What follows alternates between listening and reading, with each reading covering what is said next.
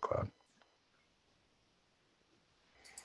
All right. Welcome, Unsecurity podcast listeners. This is episode 146. The date is September 7th, 2021. And joining me as usual is my good friend, Brad Nye. Brad, how you doing?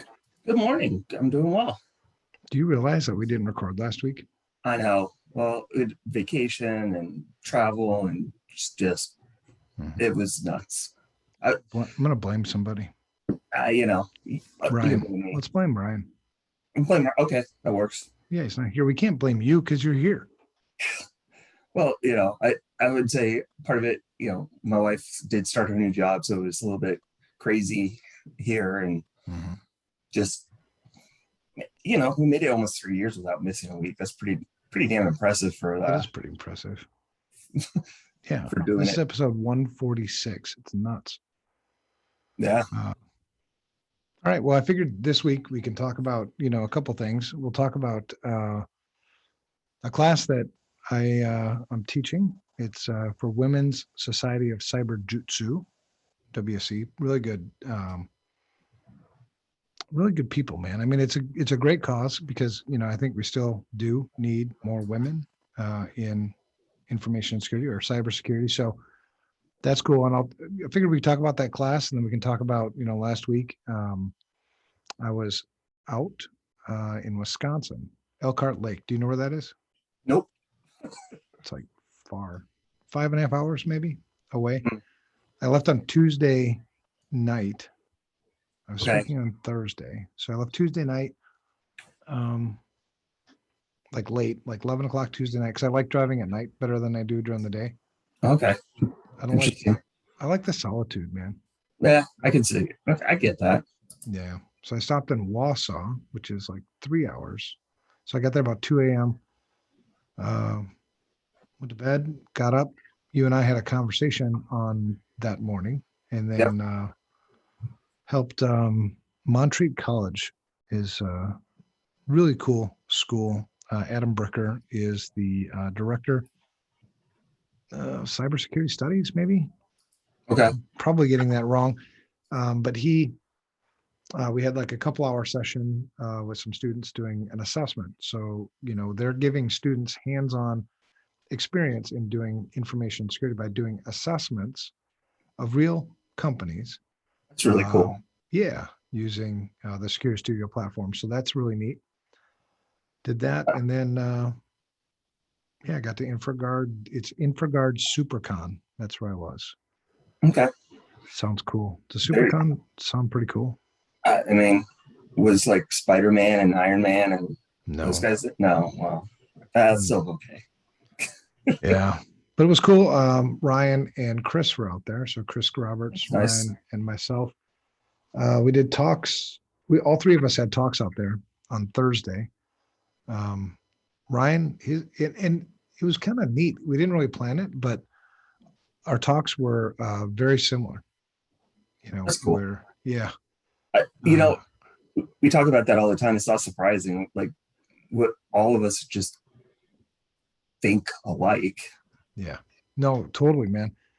And especially when, and I've said this for so long, I mean, there's only one way to do information security, and that's the right way. Yeah. And people laugh and they're like, well, what's the right way? We'll start with roles and responsibilities, right? Yeah. From there, you can't possibly protect things you don't know, you don't know you have. So go to asset management, right? Yep. And then define what security is. Well, it's risk management. Well, then do a risk assessment. Yeah.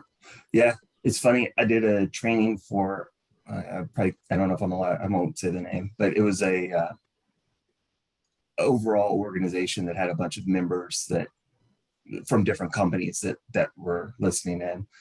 It was about 80 people, I guess, last week. And nice. Yeah, it was it's the same thing. It's like, how can you do this stuff if you don't know what you have? And right. Yeah, totally. Well, and somebody kicked me in the butt too about getting back on the book. So the book is still on the table. I just got to get my act together. I got to learn to say no to some things and focus on what I promised to do. So I can empathize, I guess, is the right one. I very much the same. That's why you and I aren't allowed to do sales anymore, because we're like, yeah, totally, we can do that. Yeah. And how much is it going to cost? Well, I ain't charging you. Yeah, we can do that easy. Don't worry about it. Yeah. Yeah. So the talks were cool. And I figured we'll talk about my talk because it started with Ryan gave his talk at 11, and his talk was really nice. It was sweet. I felt coddled. No, it was good. It was to the point. It was a great talk. It was just nice. And then my talk was a lot less nice, more kind of in your face. Yeah. And then Chris's talk was downright depressing. Okay, I can see that. I wasn't sure where you were going to go with that, but I figured it was going to be some sort of like, yeah. Yeah, his was straight up depressing. And it was cool because people came up after my talk and, wanted copies of the slides and wanted to, I mean, really good compliments. I don't think I had anybody who said they didn't like something, which was good because, it was some tough love. And then Chris's talk, one person in particular came up to me and said, I'm really depressed. And I said, well, but he was telling me the truth. And he's like, yeah, but he didn't even give us a lifeline. At least you gave us some lifelines. I'm like, well, that's how it goes. To get a copy of his now. I have a copy. I can send it to you. Now he does his slides different. I put a little more words on my slides. So if you had my slides, you could be like, okay, I kind of get what you're saying. His are just like often just pictures. Gotcha. Good pictures. I kind of go with that more of that approach too, of like just those high level reminders of what to talk about. Yeah. And then we'll close out with one. I just have one news story we'll talk about because the FBI is involved in that one. So it'll be cool. So I'll share my screen and then I'll talk through. No, actually, let's go with the Cyberjutsu. That'll be kind of a short discussion. It's 3 2-hour classes. Okay. And the classes are on Sunday afternoons. So not last Sunday, but the Sunday before. And then this next Sunday will be class number 2. And what we're doing, these are a lot of people, most of them don't have information security or cybersecurity experience, but they want to kind of get into our industry. I would say most of them probably aren't too technical. First class, I think they sold out. I think the classes are limited to like 50 maybe. Okay. And the point of the class is, the title is using your home network to learn attacks and defenses, where, if you learn how to hack yourself, you'll be better off at stopping people from hacking others. And you won't get in trouble probably for hacking your own network. Yeah. Yeah. I mean, I don't want you to take this stuff home, and do it at work. Right. It's funny you mentioned that because I had somebody reach out to me on LinkedIn that said that they attended the CISSP and were looking to trying to get into red teaming, and like, what do they do? What should they do to get up to speed? So that's kind of amusing. I'm going to take some of your advice on that and pass it along. Yeah. Well, so we started with the very basics, right? I mean, I'm going to try to meet you where you're at. So what is cybersecurity? What is information security? Are they the same things? Are they different things? What does this industry look like? How big of a mess are we in? Just so you kind of know what you're getting into. Right.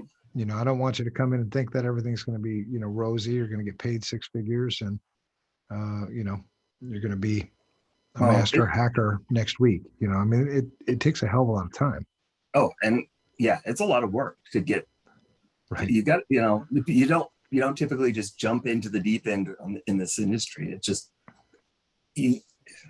and be successful, I guess. It takes that experience to really understand how do companies work, how do networks work, how does this all play together? Right. So yeah, technically you could hack and use the tools, but that doesn't mean you're going to be good or successful. Well, I think in a lot of times too, you're dangerous, right? If you just know how to run scripts and, click buttons without knowing what's actually happening under the covers and behind the scenes, That's when you start taking networks down. That's when you Yeah. expose, information you should not have exposed, or planted a backdoor that you can't seem to get rid of, yourself. Yeah.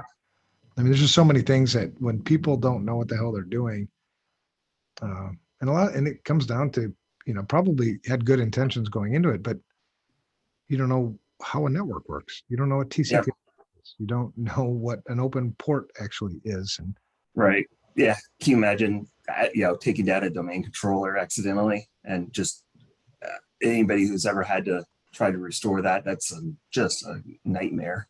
one that, and you learn from your own experience, right? One time, remember Tyler, or Yep. who Tyler is. He took down, Man.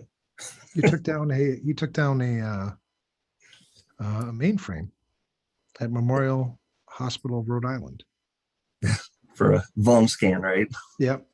Yep. And so talk about taking down Active Directory. It's almost worse to take down, what is worse to take down I mean, yeah, same thing, like not nearly that painful, but we doing network discovery and would do just port scans, and took down all the time card machines that couldn't handle a port scan.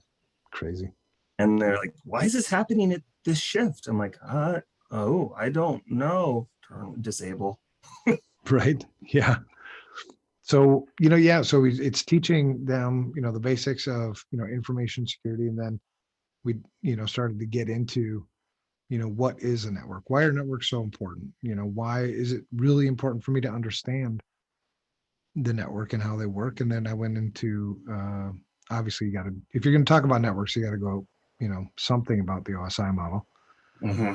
So I went through the OSI model, and I think, people's eyes started to get a little glazed. And then I was like, well, I'm going to hit you while you're down. Let's go into TCP/IP and talk about, how these protocols work and why they're important. And then I took, my own IP address and explained how, this address gets resolved to a MAC address. But before I get there, I have to figure out, my computer goes through this process where I figure out, is this on my local network or is this on a remote network, right? And so in order to do that, your computer essentially, takes your IP address, which it knows is binary, right? And we and it with the subnet mask. And yeah, we took them kind of a little bit deep, and then I brought them back. We didn't get into subnetting or anything like that yet. Yeah, but I think that's good though, right? Like, don't over romanticize it. This is what it is. It's not. Yeah. It's not what you see on in the movies. No, and I think, and IP version 4 hasn't changed, right? It's the same damn thing, and it's so fundamental. And then I took them to go download Nmap. Mm-hmm. I taught them just basic command line like ipconfig, and if you're using Linux, ifconfig, and this is what all this stuff means that you're seeing on the screen. And then ping, just ping. And then we checked our ARP cache. I was like, well, this is, see, it resolved this IP address to this MAC address. It's funny. And then, and then explained a little bit about how ARP poisoning works. And then we went and downloaded Nmap, and for the people that like the, the GUI ZenMap, this is, and so their homework is to identify everything on their home network. You don't have to identify what it is, but just identify that you have it. Because in our next class, we're going to dig in and try to figure out what these things are, what services and ports, what ports are listening, what services are behind those ports, where that all fits on.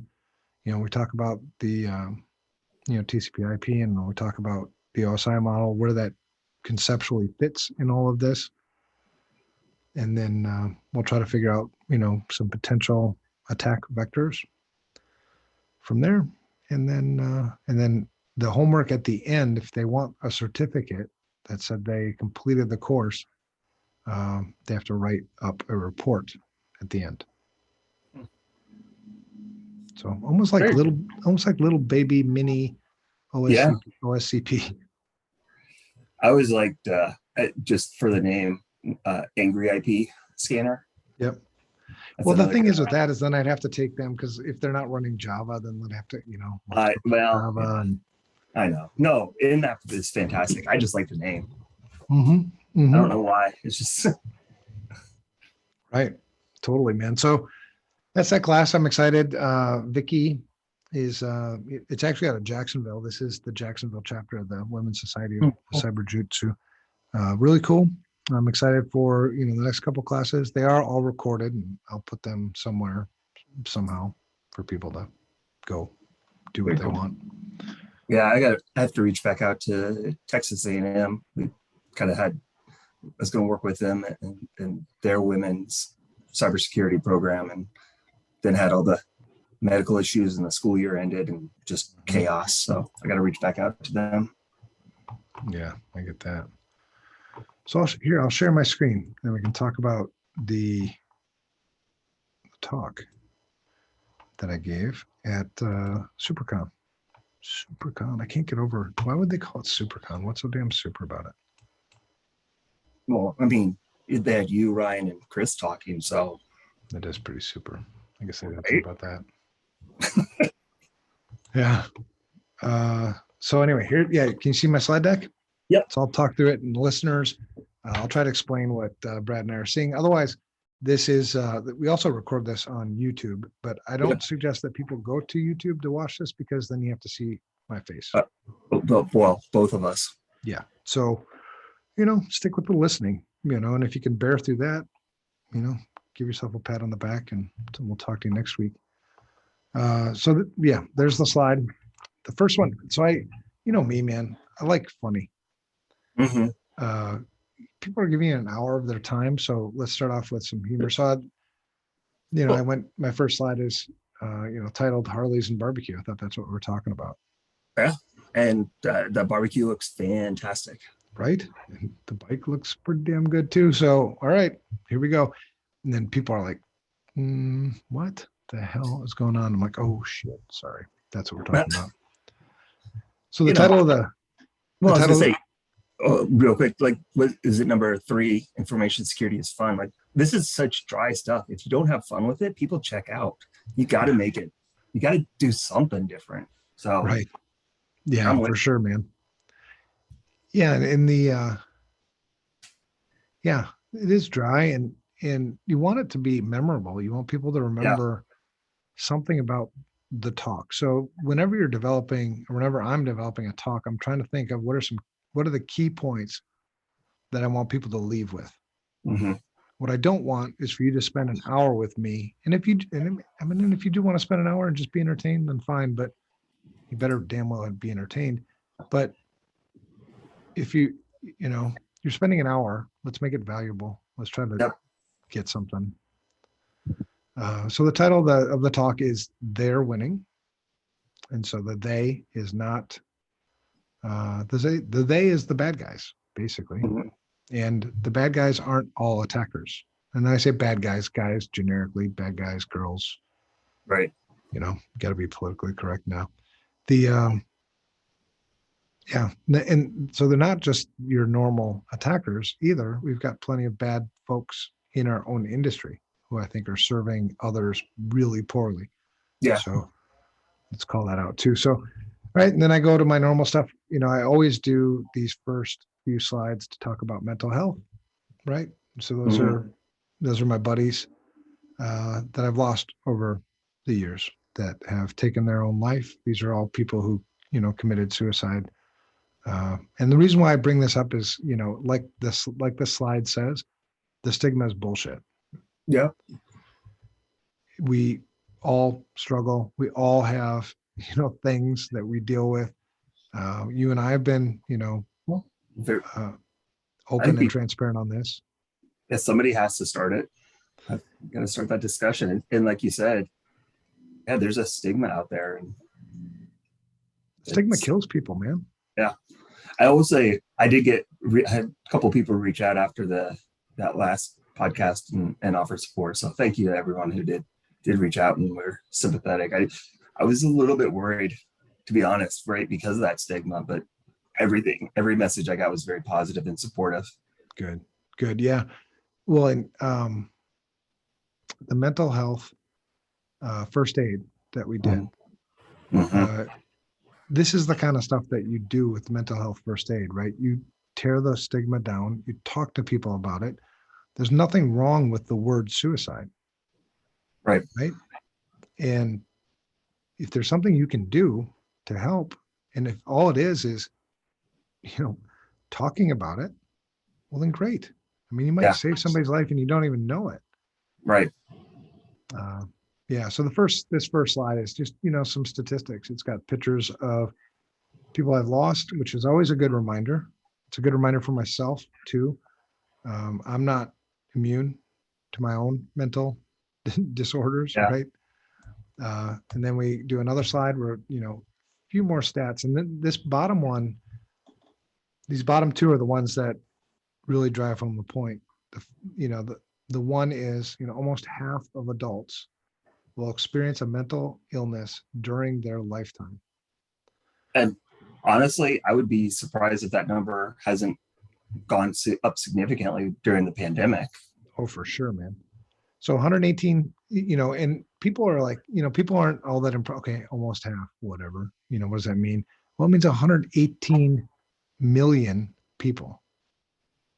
Think about that. 118 million people will experience, in the United States, will experience a mental illness during their lifetime. That's a big number. You talk about COVID and the lives that's taken, what are we at? Almost 650,000. Something like that, yeah. So just putting these things into perspective, and it's not, I'm not minimizing COVID. What I'm trying to do is maximize this issue. The stigma is bullshit. So let's just cut to the chase. Almost half. In theory, at some point we'll get COVID under control, or at least, to some extent. Mental illness isn't going away. Well, and I think it gets worse, right? Because we keep adding more crap.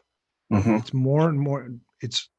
Every day it seems like it gets more and more difficult to tune out the bullshit, in the world, and actually focus on what I need to focus on.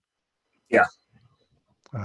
So almost half. And then this is the part, 41% of the people with a mental disorder in the past year received health care or services or support for it, right? So if almost half, and then less than half of the half are actually getting help, that means the others, right? Do the math. I don't know, 60 million people, 65, 70 million people suffer without any help.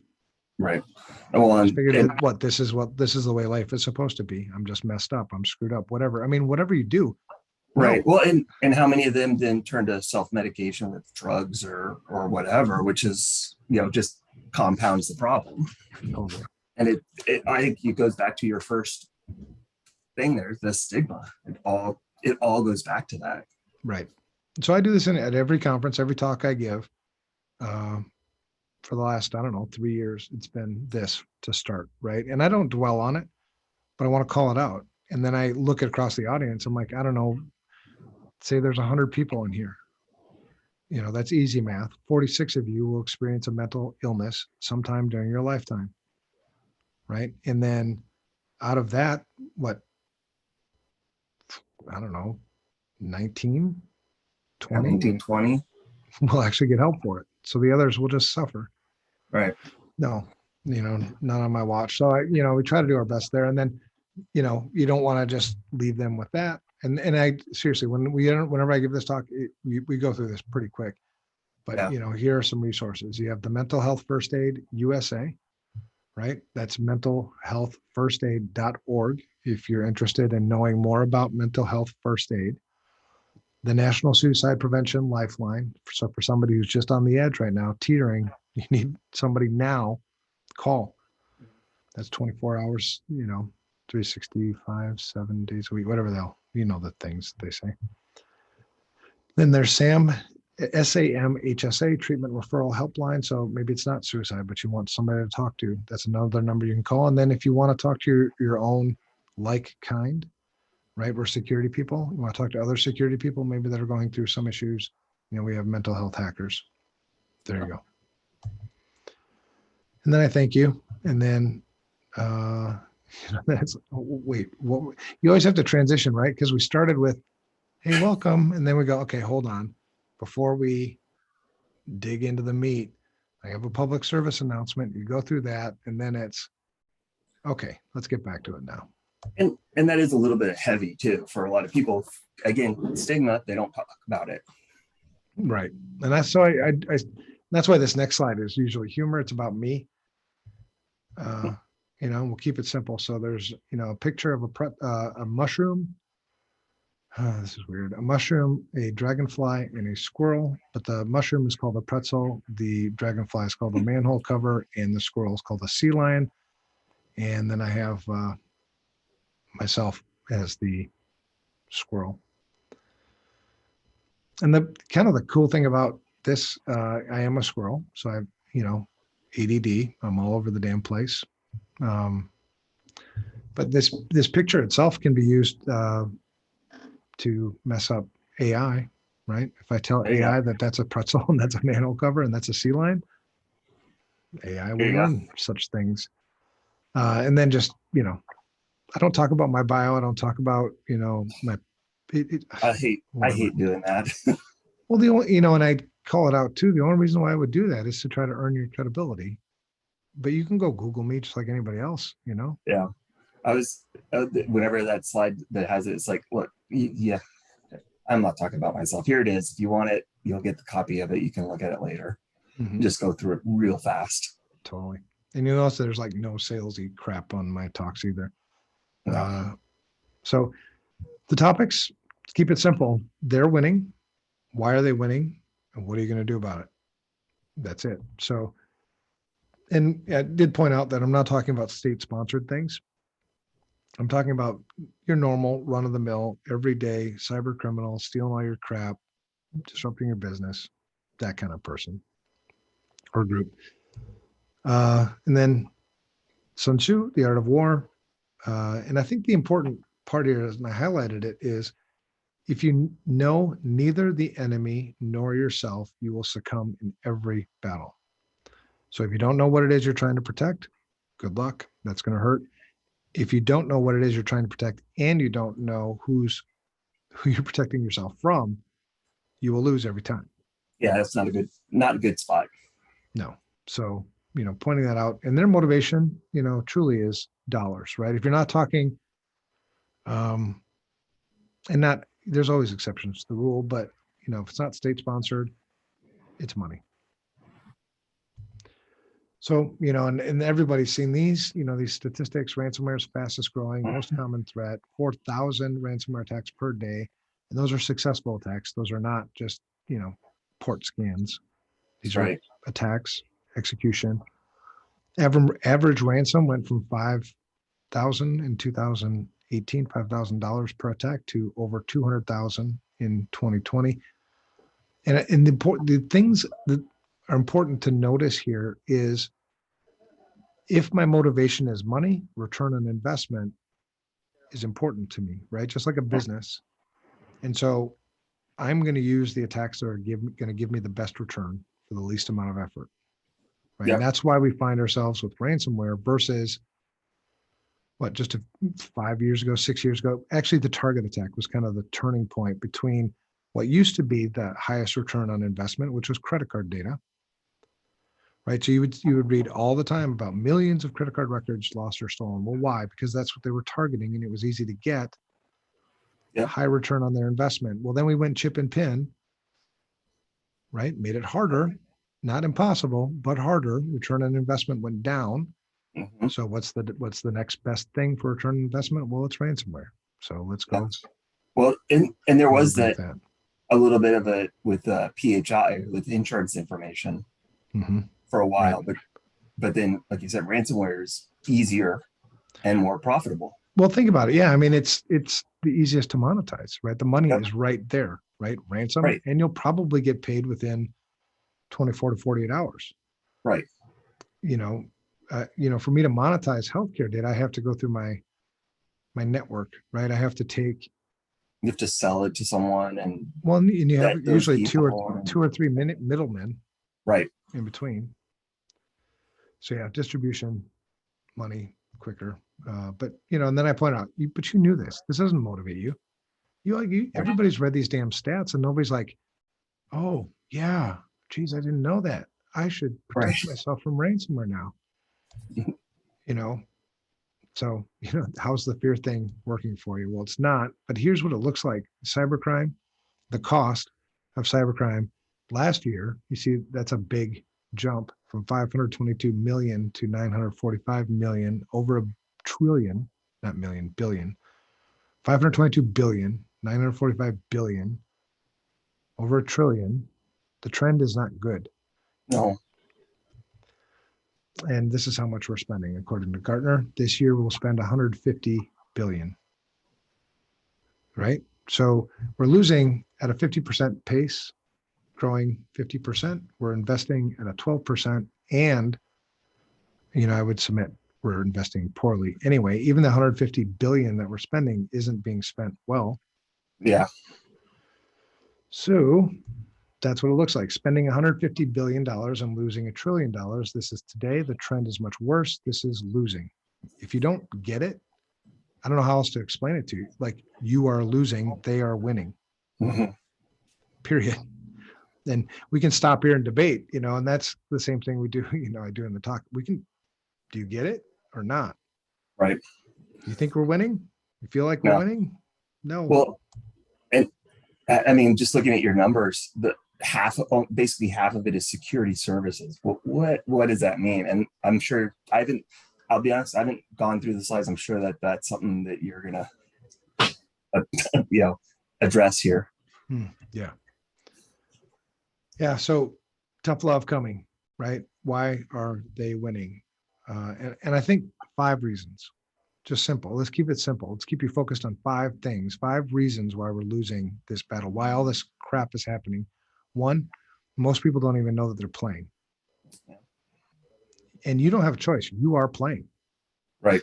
Like that kid, out in right field who's picking daisies. Well, it's like, yeah, I can see that, well, I'm in accounting. What is that? Well, you're going to get fished. You're part of the. Well, I'm going to steal your money from home. I mean, that doesn't matter. Yeah. Yeah. So the ones who do, so number 1, people don't even know they're playing. Number 2, the ones who do know that they're playing, they don't understand the game. What are you doing? What's the objective? 3, we don't have a winning game plan. So let's say I do know I'm playing. Let's say I do understand the game. All right, what's my game plan? What am I going to do? How am I going to implement? How am I going to manage? Number 4, we don't play as a team, or we have too many team captains, because everybody's shit is a hell of a lot better than everybody else's shit. And I'm tired of that. There's so much ego. Right. Let's get together. And I'm working with CISA on some of this stuff right now, trying to tear down some of, like, okay, I get it. Do you do cyber risk assessments? And I get that you think that are awesome, but they're not. They suck. So can we help you make them better, or can you use ours? Yes. Or something. Yeah. And then the 5th is we don't play to win. So then I just go through this. Number 1, people don't know they're playing. The truth is everybody's playing. You don't have a choice. We're adopting new technology faster than our ability to secure it. You keep plugging new stuff in at home at a frightening pace. You don't know how to use it responsibly. It's like, my gosh, this will come crashing down. Yeah. Because you can't separate security from safety anymore like you used to. People will eventually, and I sound like a doomsdayer, but people will die. Well, yeah, we saw it already with that patient in Germany with the ransomware, where they had to be transferred. It happened a lot more, man. It's only going to continue to increase. You saw the trend. So, what do you do about reason number 1? Well, stop buying dangerous things, until you know how to use them responsibly. Recognize the complexity is the worst enemy. The more complex you make your life, the more difficult it is for us to secure it. The average American household in the year 2020 had 10 connected devices in their home. And if you ask most people, how many things do you have at home? I don't know. And so I asked the audience, do you guys all know, how many things you have at home? And, they're all information security people and IT people. I go, all right, how many applications do you have on your phone? Yeah. They're like, well, I don't know. Well, that's part of asset management, right? Right. Yeah. I can tell you right now, and this, this was as of, the talk, I have 92 applications on my iPhone. Do I need them all? Think about it. I don't know the number, but I know exactly what's on there. Right. I never counted. This is my favorite. I like that. You sent me this meme. Yeah. So you have them, because right. It's never you, right? No, my program's perfect. Right. And you got the attackers on one side, and you've got, the people who sell you stuff you don't need, can't use, don't know how to use, et cetera, et cetera. The vendors, and I'm not saying all vendors are bad. I'm not saying all products are bad. But what I'm saying is the vendors who sell things to people that they don't need, they can't use, they don't know how to use, it's not the thing they should buy. You're causing more damage, more problems than you are good. And then there are vendors who just straight out lie. You say your product does things and it doesn't do it. Well, 100% guarantee you won't get ransomware if you use our product. Right. Yeah. So, and it's no better in business, education, and government. What I was talking primarily was, people at home. So reason number 2, the ones who don't understand the game. So what is the game? Well, what's our objective? And what is their objective? Their objective, so back to the Sun Tzu, if I know them and I know me, their objective, let's say, is money. If you're talking state-sponsored, forget it. I mean, they're more sophisticated than you, so it's going to take more. I mean, just unplug everything and break it, destroy it. And that's how you protect yourself from state-sponsored stuff. Well, that's what we say, right? Like people ask all the time, well, how do you prevent it? And, well, I heard it from you. It's like, there's one way to eliminate all risk: shut down the business, close the doors, and destroy everything. Right. Not necessarily business friendly, but you've eliminated risk. Yep. Enjoy.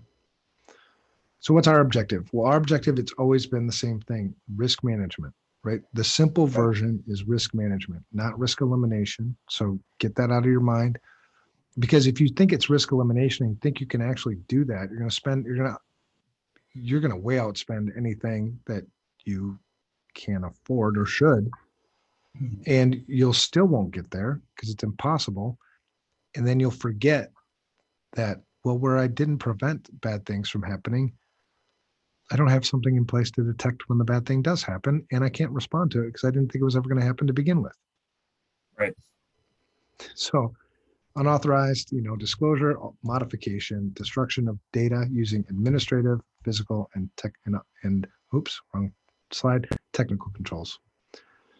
So that's number 2, right? That's the objective, risk management. Well, I can't do risk management if I don't know my risks. What are my risks? We'll do an assessment, and at the end, the lifeline I throw, there's all kinds of risk assessments, right? Oh, yeah.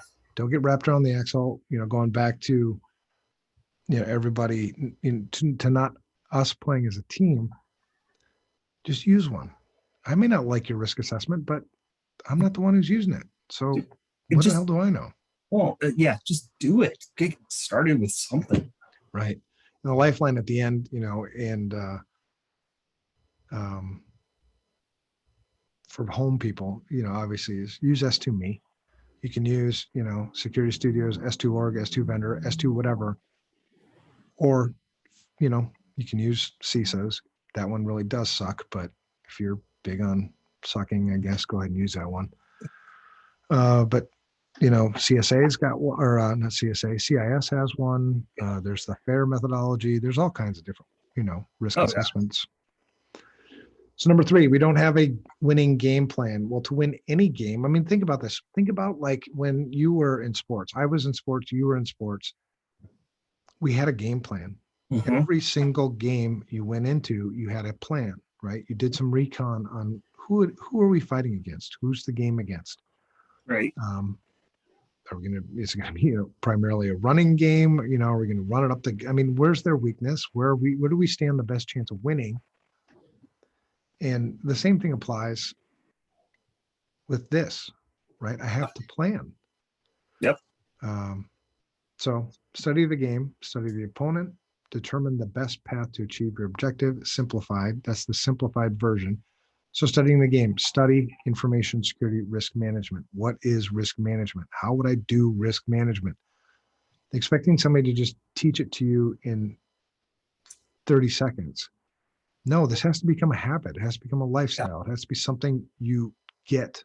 Well, and that's, kind of goes to our approach. That's why we don't just provide completed, policies or whatever, IR plan, DR plan. No, we're going to walk you through it. You're going to do the work, because If I just hand you something, there's no ownership. There's no investment. It's just going to sit on a shelf because nobody's actually had to do the work. So yeah, we're going to make you do the work. We're going to hold your hand while you do it and make sure it's done right, but you got to do the work. It's not easy. People don't like work, man. Isn't that crazy? All right. So this is what our opponent does. So our opponent is playing this game. Mm-hmm. They do have a game plan. They do study the game. They know exactly what gives them the best opportunity. They study the opponent. They know your attack surface. Do you know your attack surface? Do you know what you're exposing on the internet? Most organizations probably don't. Most people probably don't. Yeah. And then they're going to determine what's their best path to achieve their objective, right? 3389 with single factor authentication, Outlook web access with single factor authentication, a simple exploit, on a web application. I mean, there's all kinds of different ways, and that's what they do. Right. And it's not, this is not that complicated, right? Thinking this through, it's not, we overcomplicate everything and we make it worse because we keep adding more stuff, right?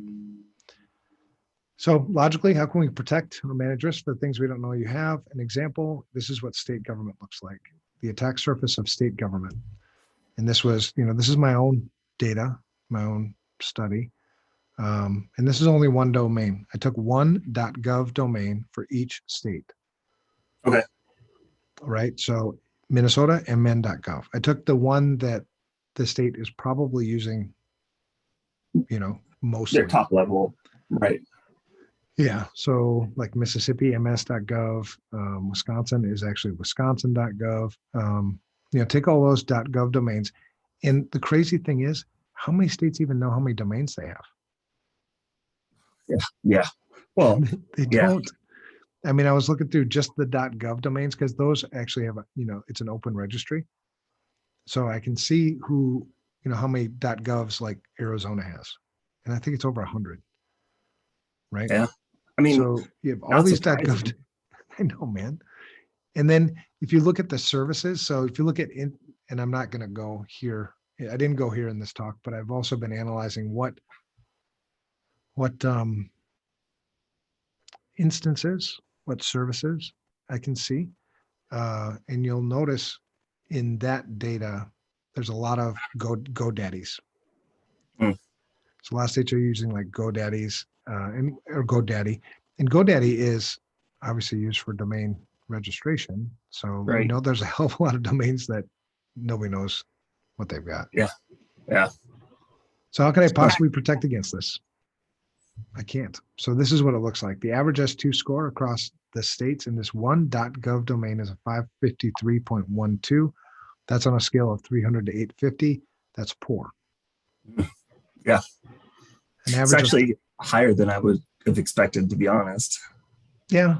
Well, and maybe we'll have to go through the data. This is like a pretty new algorithm. So no, yeah, but I'm just saying, based on what we know, if you had just said, guess what this is, I probably would have guessed lower than 500. Yeah. Well, and you can make a case that maybe it should be, because the average .gov, again, one .gov. So I'm going to say average per state is 3,728 assets. Okay. 1,237 vulnerabilities per state, which, adds up to 60,638 vulnerabilities across those 50 domains. 4,243 critical severity vulnerabilities, an average of 88 per state in each one of the domains. 35,931 high severity vulnerabilities, an average of 749 per state. I mean, yeah, 88 critical is not good by any means, but you know, again, I'm surprised. Like, that's actually not as bad a percentage as some of what we've seen in the private sector. Right. But put this into context too. Oh. This is one domain. Yeah. Oh, I'm not saying it's good by any stretch. One domain per state. Yeah. The range is pretty wide. You have some states that are a lot worse. And yeah. And it wouldn't matter. I mean, even if it's one critical severity vulnerability per state, if the state doesn't know about it and they're not watching it, they have no idea. That's a bigger issue than, oh yeah, we have 88 critical severity vulnerabilities, but we know about them. Right. And, you know, we've got some mitigating controls in place. Good point. So most states don't know what they have. And then these are the instances that I was talking about. So GoDaddy, the top 10, and I've got a lot of data, the top 10 instances used by states, not surprising, AWS is the top. 12,646 instances of AWS within those 50 domains.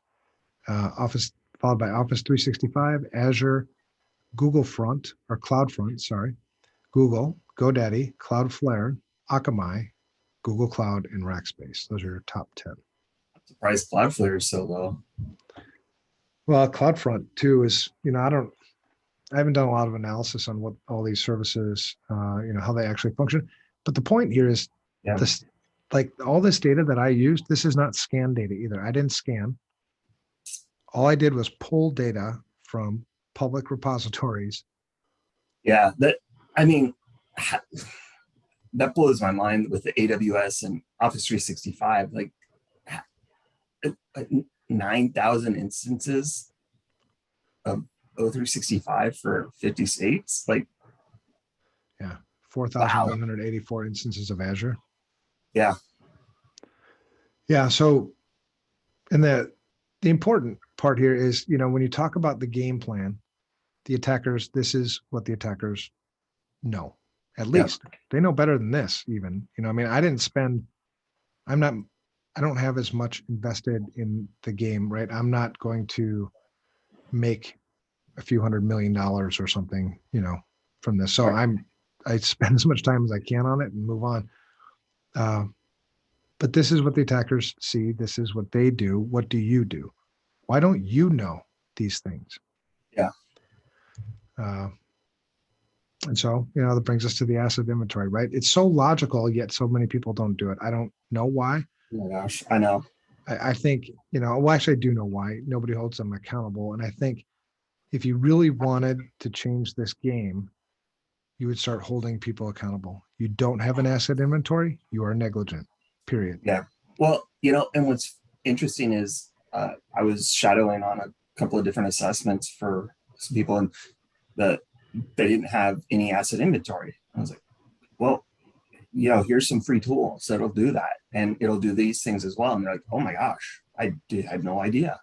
Right. So, you know, if they're, and they didn't have a dedicated InfoSec person, you know, it was that MSP. But you don't even need that, right? I mean, people at home. Well, yeah, but just I think that it's a lack of, maybe not, it's just a lack of knowledge, right? They don't realize that. I don't know, man. A lot of the security people I talk to that should have asset inventories, they know, they all nod their head. And they use that as an example too. When the last talk I gave about incident management, you know, I made the logical case that you can't not have an incident management process or an incident response plan. And everybody nodded their heads. And I said, do you guys all agree with me, right? They're like, yeah, we all agree with you. And I'm like, well, then why is it, you know, only 62.3% of you actually have a damn plan? Well, actually 37%. I did the math wrong. I flip-flopped it. And then, and then they all go quiet. They shrug Yeah. their shoulders. Well, okay. Well, I know what I would do. Don't worry about it. Yeah. Or you have excuses, well, we're understaffed. All right, Yeah. well, what are you spending your time on? Right. This seems pretty fundamental. This seems pretty foundational. This seems like all the other things that you're doing are kind of dependent on this. Maybe it's time to spend some time on this. Is it because it's not sexy? Is it because it's work? Is it because what? I mean, we get paid for this. I get paid good money, and I'm guessing, knowing what the industry is at, I'm guessing people get paid good money to do things right. Why aren't you doing things right? Yeah. And that's where I think people, usually don't invite me back anymore. So we also have to have a level playing field, but it's a discussion for another day. Meaning they're offensive, we're defensive. We don't have the ability to go offensive. That's a whole nother discussion. Yeah, we play by the rules. They don't. Yep. And I'll speed through the rest of this as quick as I can. So reason 4, play as a team, too many team captains, and we sort of talked about that. You don't need next gen anything. We don't need another damn framework. We don't need another damn standard. We don't need another damn methodology. We just need to get our work done. So stop inventing all these other things and just do it. Right. Simple language we can all speak and whatever. More time collaborating, less time competing. And I did point out that, the Infragard conference that I was at was a really good collaboration. I like the Infragard conference because it's more community. These people are like here because they want to be here, and there's a lot less vendor crap. Yeah. So more conferences like this one, speak the language, their language, right? Another, thing here is, we point fingers at like the CEO, others within the organization, and I could go on a rant on all that stuff.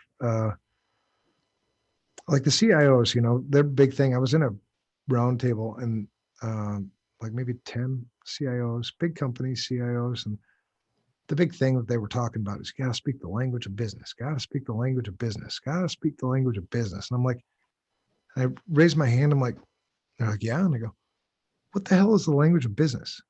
Yeah. Explain to me what that is. And I understand you need to speak the language of business, meaning what you say needs to resonate and vice versa.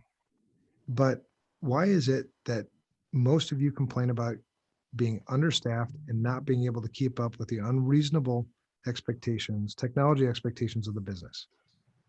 That's like one of the biggest beefs I hear from CIOs. Take that to like your peer, the CFO, right? They speak the language of business.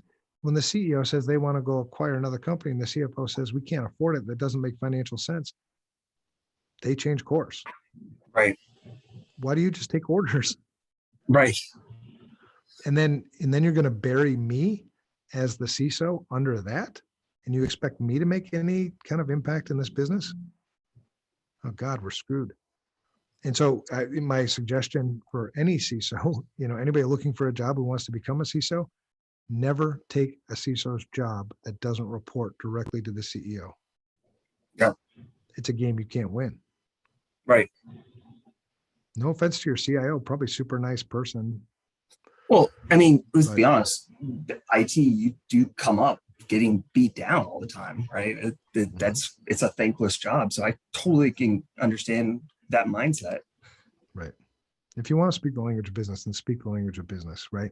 Sit down with the CEO if you can and ask them what motivates them. Is it mission? Is it money? Is it what? So that I can align all of my efforts with that. Right. Yep. So reason number 5, we don't play to win. Get serious. We play half-assed. We expect to lose. Make things, there's no accountability. There's breaches that happen all the time. There's a stat that I read, and I can't remember where I found it. I'll have to go find it again. But it was a study, 55% of CEOs in this study thought information security was a wasted effort. It's like, well, it's hard to win that game when your coach knows you're going to lose before you play. The ones that have not gone through an incident yet. Yeah, there's that. There's that. Well, but even if they go through an incident, I mean, what happens to a CEO who goes through an incident? They go find another job. Yeah. Yeah. There's very little consequences for that. You know, and who's left holding the bag? It's the customers. Yeah. Yeah. Good point. So, you know, we don't play to win.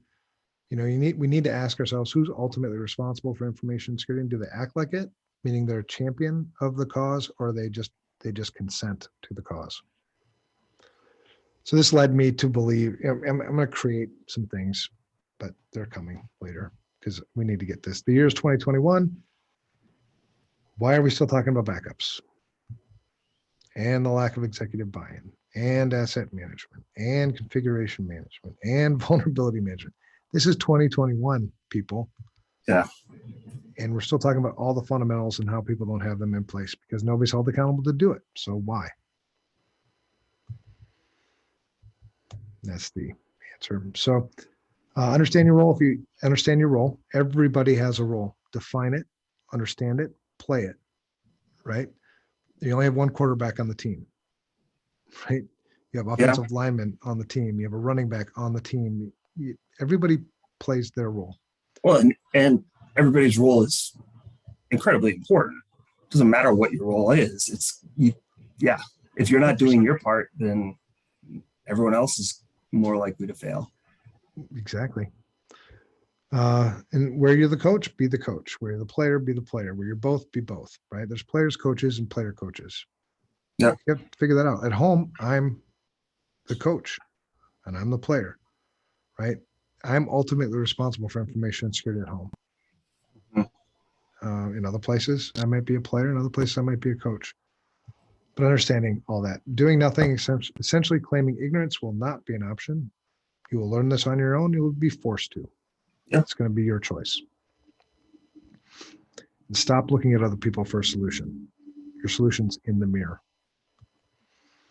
So 2 examples, CEO, ransomware recovery contact. This is the lifelines, 2 lifelines to give people something that they can do. Right. I just beat them up for 50 some odd minutes. Now, this is what you can do. Take this ransomware recovery contract.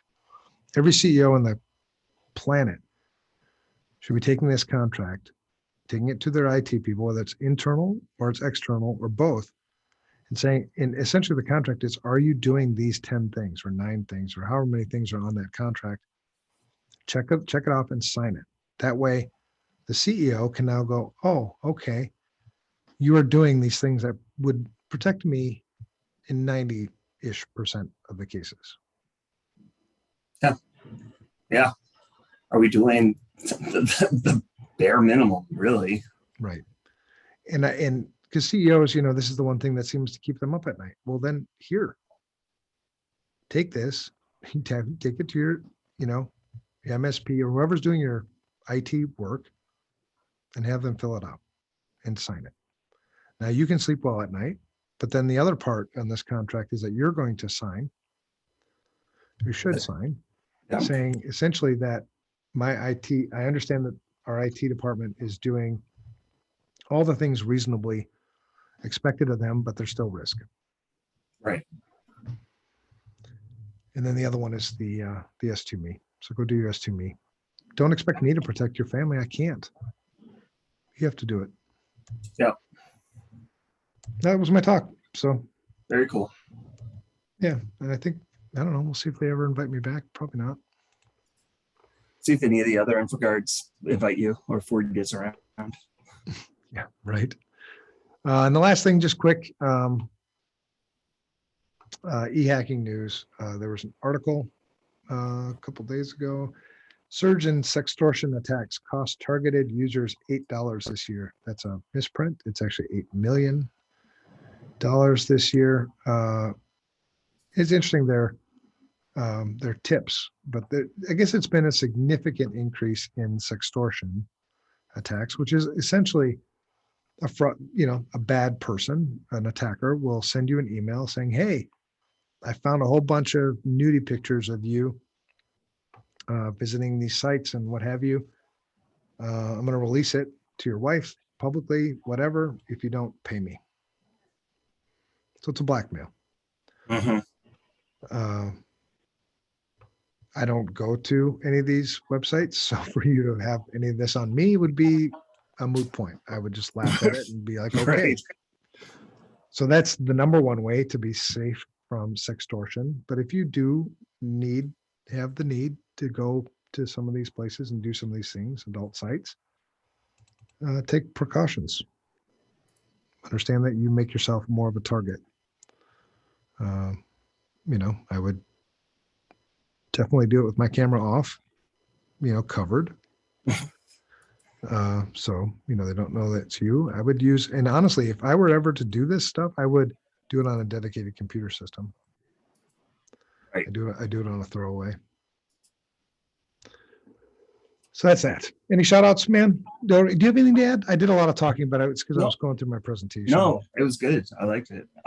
No, nothing to add. Shout outs. Gosh, how about for teachers and school staff getting ready to ramp up if they haven't already started? There you go. Yeah. Putting up with a lot of stress. Yeah, and I'm going to give a shout out to our military. My son visited this weekend from Fort Lewis McChord out in Seattle. He's Army, and just got me thinking, how grateful I am that my son is serving, and you think about all the others who are serving and the people who ultimately pay everything. We take that stuff for granted a lot, and I'm really appreciative that they do that stuff for us. Agree. All right. Well, that's it. If you want to socialize with us online, don't, because we're dangerous.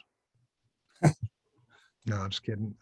Brad you can find him on LinkedIn and all kinds of places. If you want to find him on Twitter, he's at Bradnigh, BRADNIGH.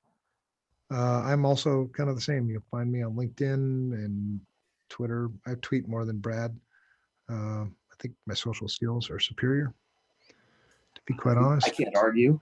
No, I have no idea, man. But I'm at Evan Francine. And you can email us if you want, but those are probably the best places to get a hold of us is through those two channels. Great. That's it. So have a great week.